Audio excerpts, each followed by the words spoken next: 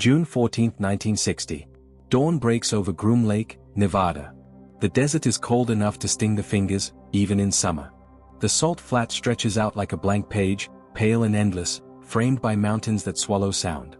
At the far edge of the lake bed, behind fences that do not exist on any map, a shape rests on a launch rail, long, sharp, and so thin it seems unfinished, as if someone forgot to add the rest of the airplane.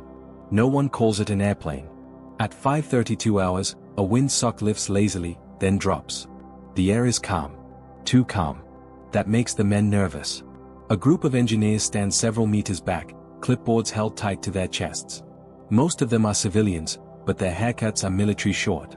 Their jackets are plain. No insignia. No names.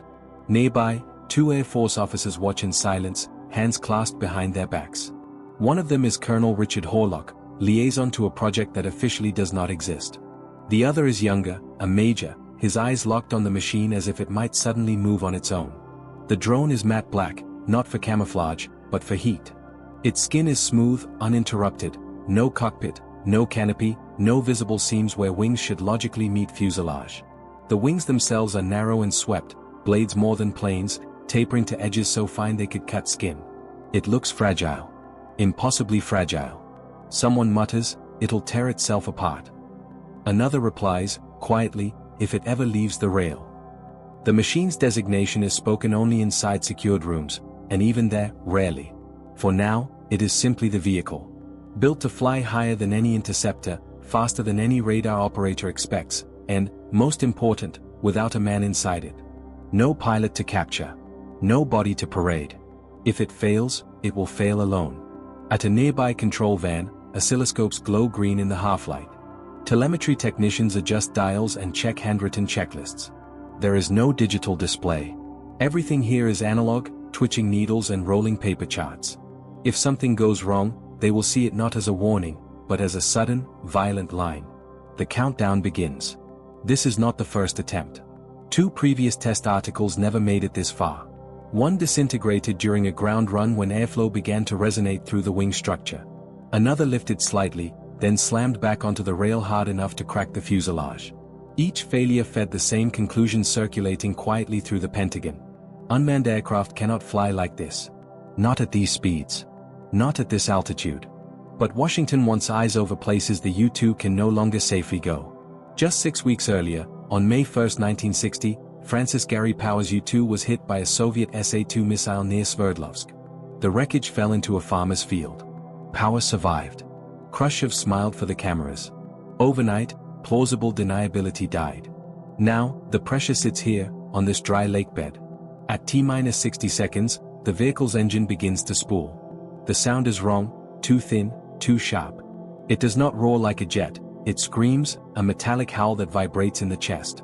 Heat shimmer ripples behind it, distorting the desert air. The black skin absorbs the sunrise, growing subtly darker. The major glances at Horlock. "Colonel," he says, "if this thing flies, how long before they use it operationally?" Horlock does not look away from the rail. "If it flies," he says, "they'll deny it exists. If it crashes, they'll deny we built it." The final seconds tick down. 5. 4. An engineer grips his clipboard so hard the metal edge bends. 3. A gust of wind crosses the lake bed, kicking up a thin veil of dust. 2. For a brief moment, everything is silent except the engine's scream and the ticking of a stopwatch. 1. The clamps release. The vehicle surges forward, faster than the eye expects, acceleration pinning it to the rail as if gravity has doubled. Then, shockingly, it lifts. Cleanly. No wobble. No hesitation. It detaches from the earth like it has been waiting all along. Someone swears under their breath.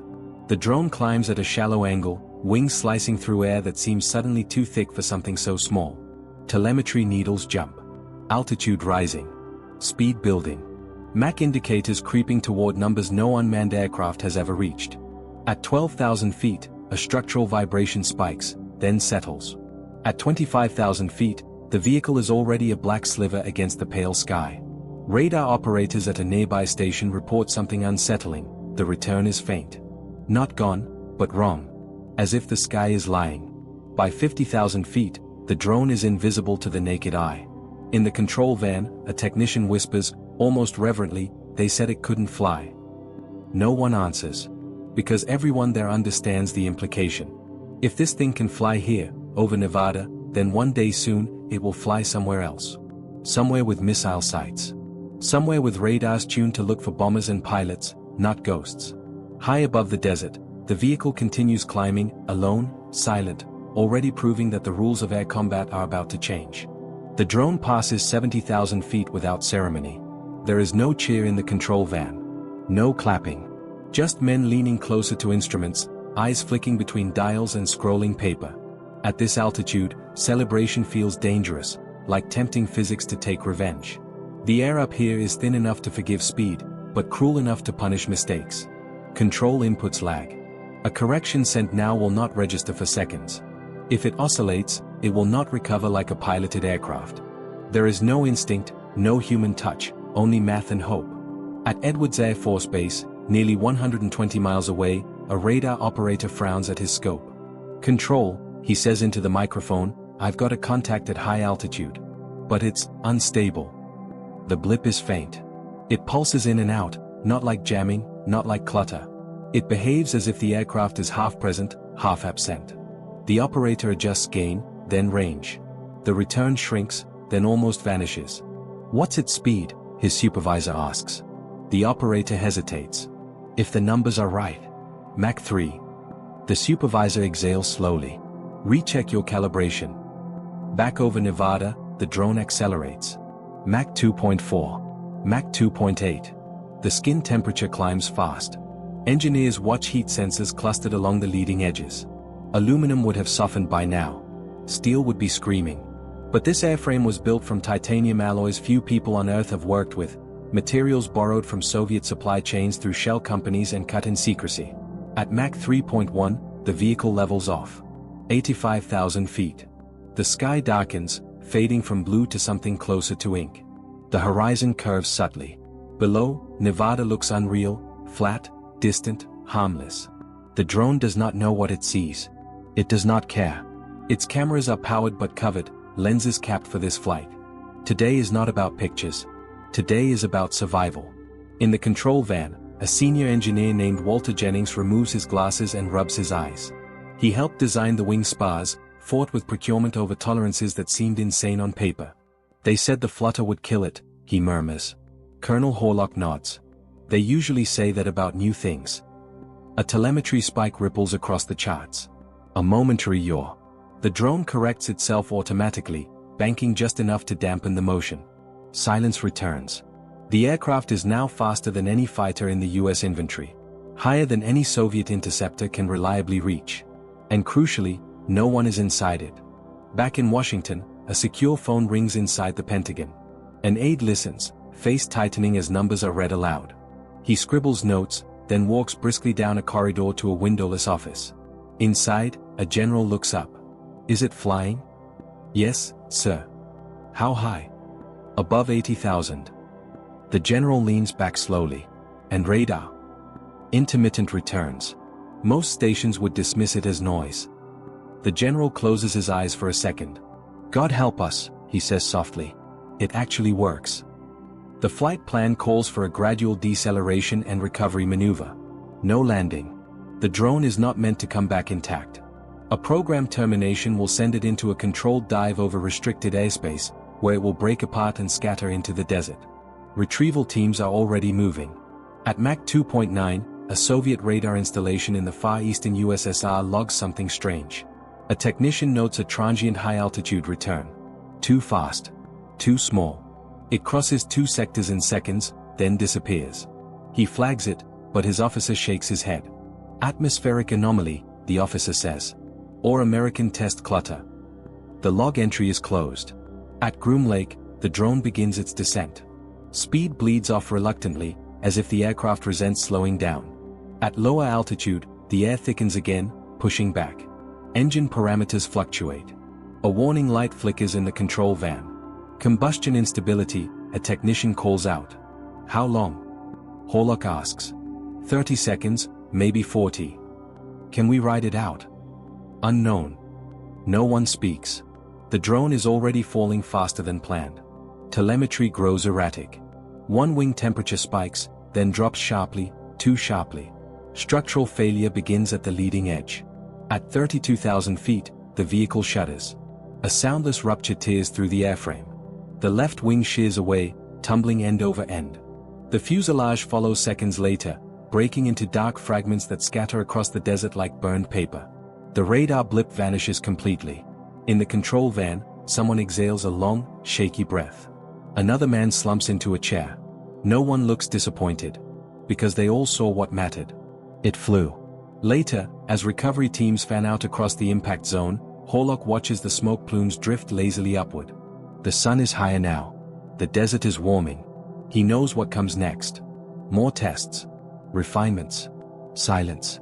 And then, one night, somewhere far from Nevada, a radar operator will see nothing at all, while something passes overhead at 3 times the speed of sound, carrying cameras instead of pilots. The age of the invisible aircraft has just begun. 3 days later, June 17, 1960. Langley, Virginia. Central Intelligence Agency Headquarters. Rain streaks down the narrow windows of a secure briefing room deep inside the complex. The room smells faintly of wet coats and cigarette smoke. A projector hums at the far end, throwing blurred images onto a pull-down screen, graphs, flight profiles, jagged telemetry lines annotated in red grease pencil. The men seated around the table do not look like visionaries. They look tired. A CIA program manager named Harold Whitcomb stands at the front, pointer in hand. He is precise, almost cold, the way men become when they know history is bending and they are expected to guide it without leaving fingerprints. Flight Article 3 reached Mach 3.1 at 85,000 feet, he says. Radar detection was inconsistent across all domestic stations. He clicks to the next slide. This is the important part, he continues. Operators dismiss the return as noise. No scramble. No alert. A murmur ripples through the room. At the far end of the table sits Dr. Edwin Landry, an aerodynamics specialist pulled from industry and buried under clearances.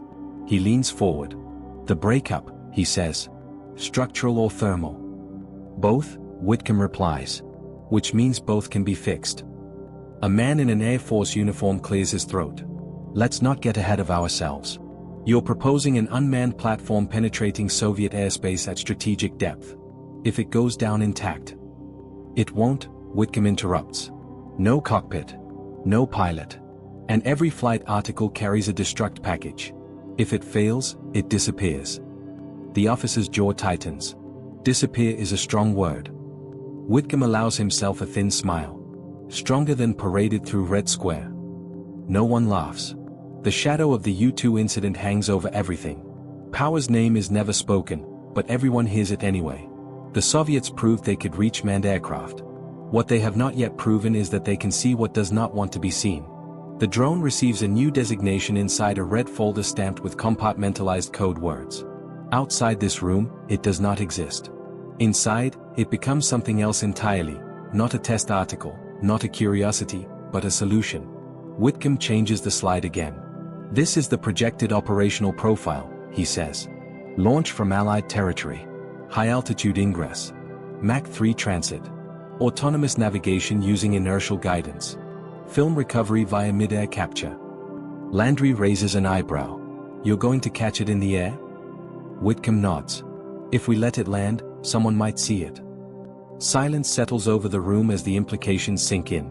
An unmanned aircraft, flying faster and higher than anything before it, photographing missile sites, bomber bases, entire cities, then being plucked out of the sky by another aircraft before anyone on the ground knows it was there. It sounds insane. Which is exactly why it might work. 2 weeks later, back at Groom Lake, construction begins on new hangars. Larger ones. Longer runways. More fences. Security tightens to the point where even seasoned test pilots are turned away without explanation. Engineers refine the airframe. Wing routes are reinforced. Leading edges are reshaped to better manage heat. Radar cross-section is reduced not by coating, but by geometry, angles that scatter energy away from receivers instead of reflecting it back. This is not called stealth yet. That word will come later. For now, it is simply low observability, a concept so new it barely has a vocabulary. On July 29, 1960, the next flight lifts off before dawn. This time, the drone survives. It reaches altitude. It reaches speed. It returns, damaged but intact enough to prove the fixes worked. The data fills binders. The binders fill safes. At a Soviet air defense headquarters outside Moscow, analysts notice something else. Their radar coverage looks cleaner. Fewer anomalies. Fewer unexplained blips. They congratulate themselves, unaware that the sky is not clearer. It is emptier. By late 1960, the program is approved for limited operational trials. Targets are selected carefully: remote regions, secondary facilities, places where failure will not spark a diplomatic firestorm. Each mission is treated like a ghost story told only once, then locked away. Crews speak in code. Paperwork is burned. Even within the CIA, few understand the full scope of what is being built. Colonel Horlock, now reassigned but still looped in, stands one night on the edge of the Groom Lake runway as another black shape is rolled into position. He watches technicians work by red light, faces expressionless. A younger officer approaches him. "Sir," he asks quietly, "do you ever worry about what happens when they figure it out?" Horlock keeps his eyes on the aircraft. "They will," he says. "Eventually." "And then?" "Then they'll try to copy it. Or shoot it down. Or both." The engine spools up, that familiar metallic scream slicing through the desert night. Horlock adds, almost to himself, "But by the time they do, we'll already be somewhere else." The clamps release. The drone vanishes into the dark, leaving behind nothing but heat shimmer and a silence heavy with consequence.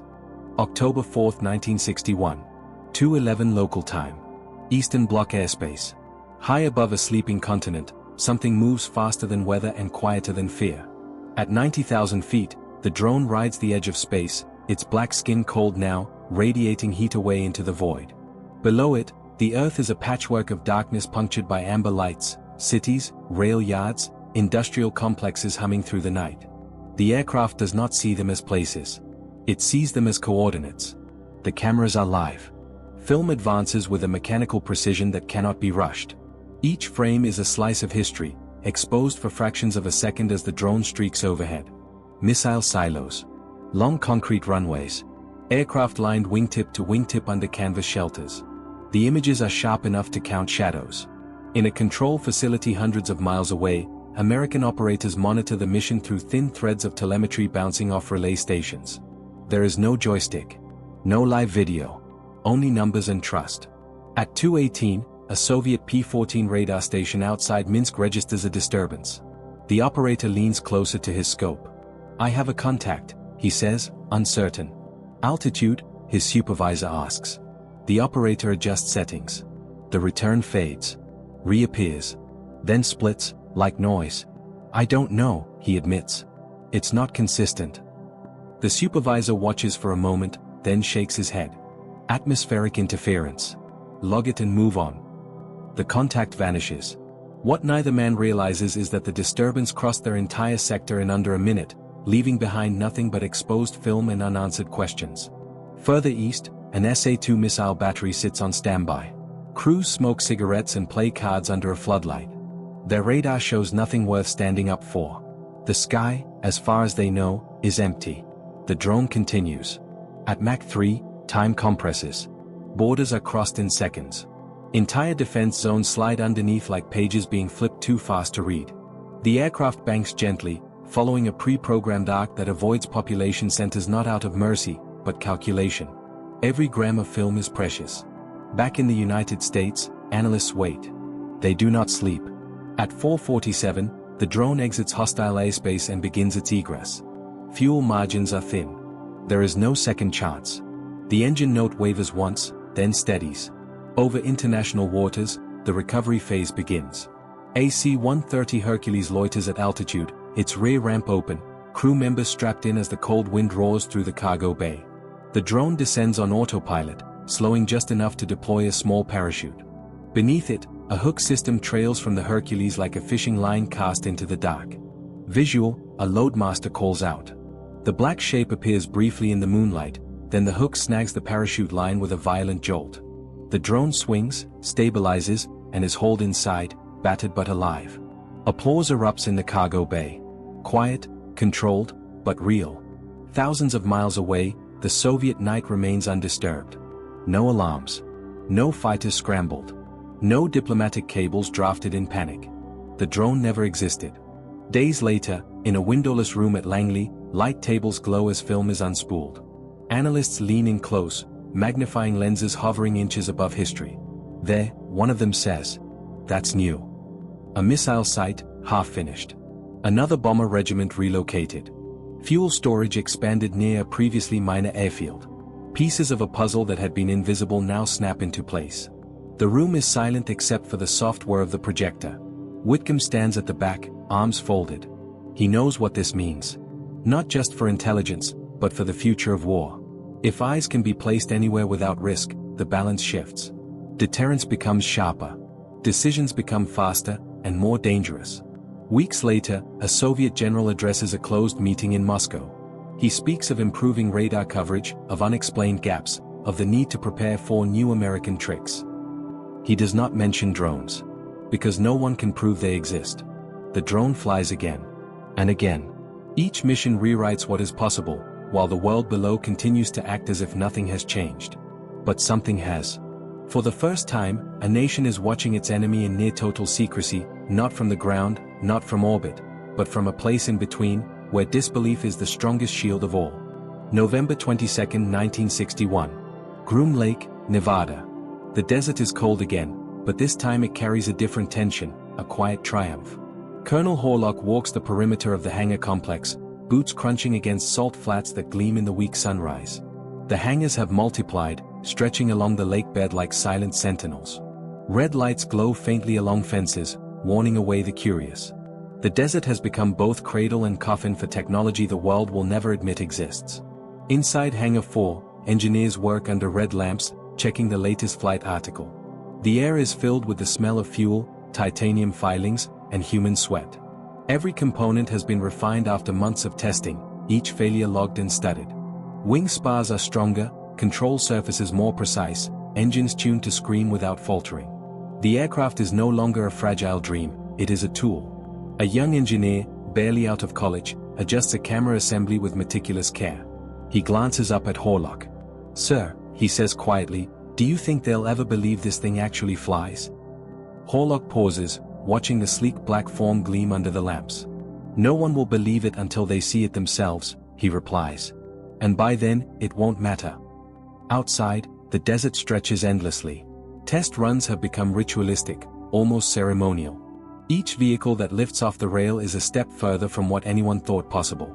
Each flight proves not just speed or altitude, but invisibility itself, a lesson in physics that the Pentagon will quietly turn into doctrine. By mid-December, a new protocol is in place. Flight articles are now numbered, tracked, and assigned to specific reconnaissance corridors. The US has found a way to peek over borders without ever being seen. And the Soviets, despite their most vigilant radar networks, remain oblivious. Every blip they notice is dismissed as noise, every anomaly recorded and forgotten.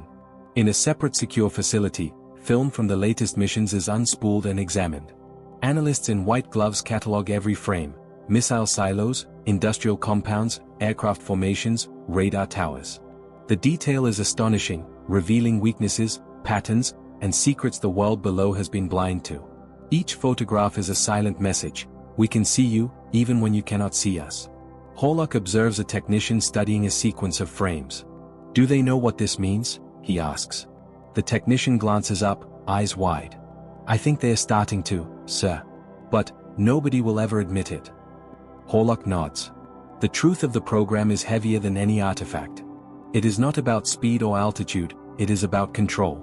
For the first time, the US possesses a tool that operates in the realm of disbelief, beyond the reach of conventional defenses. The desert sun rises higher, catching the edges of the black drone resting silently on the rail. It is a shadow poised for flight, a promise of unseen power. Somewhere, far away, enemy radar operators remain unaware. Somewhere closer, American analysts prepare for the next mission, the next flight that will prove the impossible once more. And somewhere inside Horlock, a quiet understanding takes root: the era of invisible aircraft has begun. No one outside Groom Lake will know, but the sky has already changed forever. Spring 1962. The Nevada desert has begun to hum with quiet purpose. By now, multiple flight articles have taken to the skies, each iteration faster, higher, and stealthier than the last. Engineers, pilots, and technicians operate in precise choreography, almost like dancers in a secret ballet only they can see. The air is filled with the smell of jet fuel, ozone, and something more abstract, anticipation. Colonel Horlock stands on a raised observation platform, binoculars in hand, watching a black shape surge down the lakebed runway. The engine's metallic scream pierces the morning air.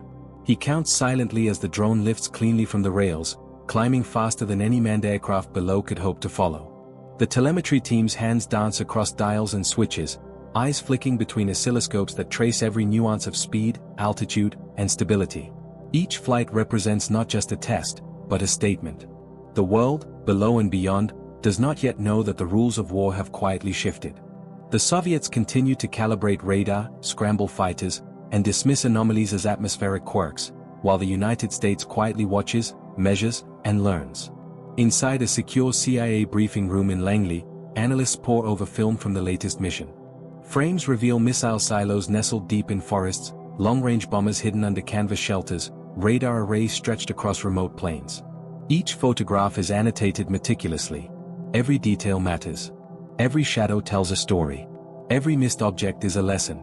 Intelligence officers whisper, recognizing the strategic advantage the drone provides: a silent, unstoppable observer, immune to human error, and untouchable by traditional defense systems. Yet even as successes mount, dangers remain. Horlock reviews reports of thermal stress, structural vibration, and guidance system anomalies. The drone has no pilot to make instant corrections. Each mission is a careful gamble between precision engineering and the unforgiving laws of physics. A single miscalculation could turn a triumph into wreckage scattered across the desert. Still, the promise outweighs the risk. The Pentagon begins to see the potential, not merely for reconnaissance, but for a future where aircraft move unseen through hostile skies, gathering intelligence without lives lost, and striking fear into adversaries who cannot react to what they cannot see. One evening, as the sun sets over Groom Lake, Horlock watches the last drone of the day return. Its descent is controlled, graceful, almost alive in the way it cuts through the cooling air. Recovery crews spring into action, hoisting it onto transport rails, carefully inspecting each panel for stress or damage. Horlock can't help but marvel. This black, unpiloted machine, once dismissed as impossible, has become the vanguard of a new age. He turns to a young engineer beside him. "Remember this," he says. "No one outside will ever believe what we've built here. But every time it flies, the world changes a little." The engineer nods, eyes wide, understanding the weight of history resting in titanium and circuitry.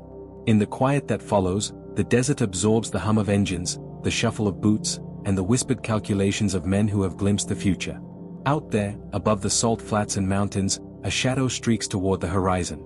It carries secrets, images, and the silent promise of power. It is faster than disbelief, higher than fear, and impossible to stop.